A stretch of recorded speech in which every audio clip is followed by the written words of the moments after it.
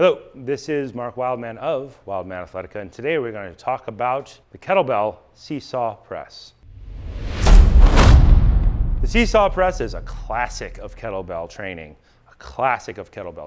You have all of your single arm presses. You have your pure press, your push press, your jerk, your side press, your bent press, your high windmill, and then you have your double presses. You have double pure press, double push press, double jerk, double thruster, and then you get into the really fun stuff, which is alternating cleans and alternating presses. The alternating press is called the SeeSaw press. And this kind of builds into some exercises like two-hand anyhows, which are super fun exercises to do. But the SeeSaw press is a pure press where you make your body the bench, you stand all the way up and you alternate.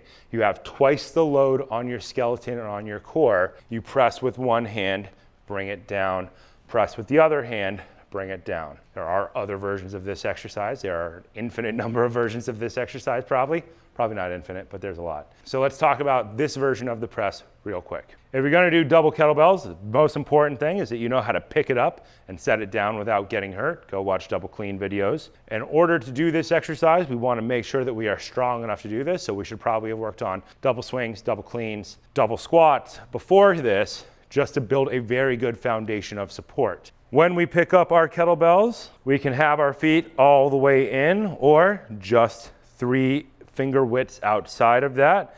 I like to point the feet straight ahead because I want the load on my legs to be exactly the same because I have lots of injuries.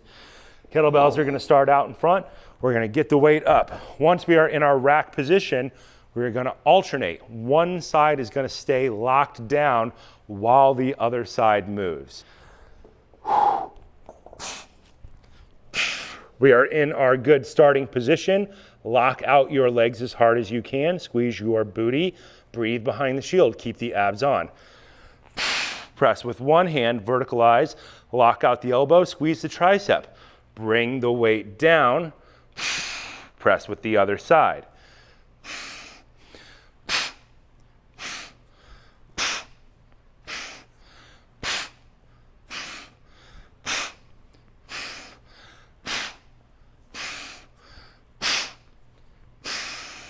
Setting it down is where everybody gets hurt. Make sure you know what you're doing.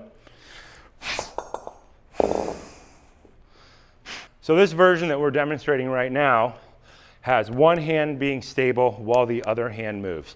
Same thing is true. We are always, with kettlebells, avoiding the barbell wrist. All the stuff that we've talked about, go back and watch all the other videos. The L of the kettlebell to the L. Get your hand all the way up in there. 45 degrees down. During this exercise, one thing we want to make sure we're not doing is as the kettlebell comes back down and in, we don't slam our fingers together because it generally does not feel good. You will see people crush grip, press, bring their hand down, and drift their fingers out of the way.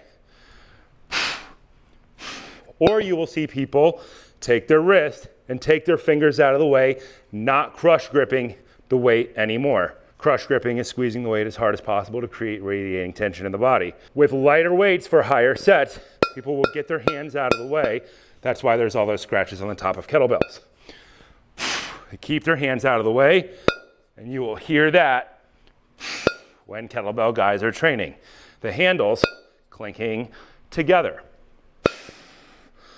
Or the super hard style, where they crush it all the way and they keep their hands 2 inches apart. Lock, lock, lock, lock. I tend to use this method. For the most part, people that I am training are training more for strength endurance than they are for pure strength. So you can take this exercise and you can treat it as pure strength, but it requires more weights, right? You have to have more weights to do that. You stack the weight up. You do sets of 3 on each side, up to 5. You wait 2 minutes. You get heavier weights and you turn it essentially into asymmetric barbell training.